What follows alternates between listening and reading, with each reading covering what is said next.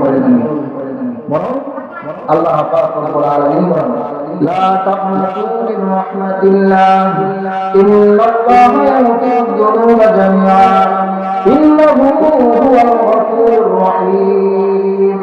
আর বান্দা, তুমি দুনিয়ার নাজনা পাইয়া দুনিয়ার কিছু আল্লাহ আপনাদের পিছনে দৌড়াইয়া তোমার সময়কে নষ্ট করেছ, সময়কে নষ্ট করি আমি আল্লাহ তাআলার ইবাদত করো নাই, আমি আল্লাহ তাআলা থেকে অনেক অনেক দূরে চলে গেছো। তাহলে আজ তোমাকে আমি ঘোষণা করলাম, লা তাকুনাতু মিন রাহমাতিল্লাহ ইন্নাল্লাহা ইয়াগফিরুয যুনুবা জামিআন। আমি আল্লাহ পাক রব্বুল আলামিন এমন দয়াময়, আমি আল্লাহ পাক রব্বুল আলামিন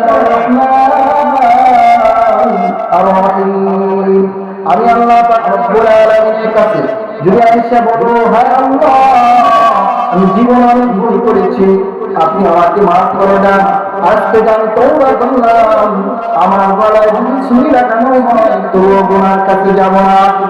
আল্লাহ পাক রব্বুল আলামিন সমস্ত বান্দাদের ক্ষেত্রে বলেন, লা তাকনাতু মিন রাহমাতিল্লাহ ইন্নাল্লাহা ইয়াগফিরুয যুনুবা জামিআন। আমি আল্লাহ পাক রব্বুল আলামিনের দরবার ভাগার দরবার নাই, আমি আল্লাহ পাক রব্বুল আলামিনের দরবার, আমি আল্লাহ পাক রব্বুল আলামিনের দরবার থেকে নিরাশ হওয়ার দরবার নয়।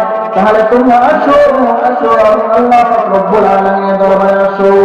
লা তাকনাতু মিন রাহমাতিল্লাহ ইন্নাল্লাহা ইয়াগফিরুয যুনুবা জামিআন। তোমরা যদি পাহাড় পরিমাণ যদি গুনাহ করে থাকো, আমি আল্লাহ পাক রব্বুল আলামিন তা মাফ করে দিব।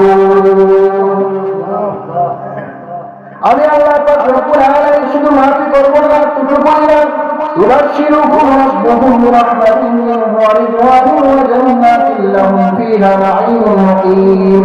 আমি আল্লাহ পাক রব্বুল আলামিন তোমাদেরকে জন্য ঘোষণা করেছি, তোমরা ঈমান আনয়ন করেছো, ঈমান আনয়ন করার পরে আমি আল্লাহ পাক রব্বুল আলামিনের পক্ষ থেকে রহমত নাযিল হতে থাকবে এবং তোমরা আমি আল্লাহ পাক রব্বুল আলামিন ইসলামকে দ্বীনকে কায়েম করার জন্য সশস্ত্র বাহিনীর মতো তোমরা শীর্ষে দাঁড়িয়ে তোমরা এত অপরের সাথে লড়াই করেছো, এই জন্য আমার সন্তুষ্ট ভাবে এই দুইটা জিনিস থাকার পরে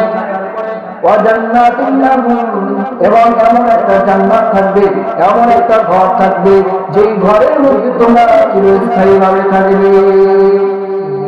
মুফাসসিরিন ওই ঘর সম্পর্কে বলেন, আল্লাহ পাক রব্বুল আলামিন আমাদের জন্য 8টা জান্নাত দান করেছেন, 8টা জান্নাত দান করেছেন, তার মধ্যে একটা জান্নাত হলো, এই জান্নাতগুলোকে বলা হয় 8টা দরজা। 8টা দরজার একটা দরজা হলো জান্নাতুল ফেরদাউস। এই জান্নাতুল ফেরদাউস হলো সবচেয়ে দামি একটা দরজা।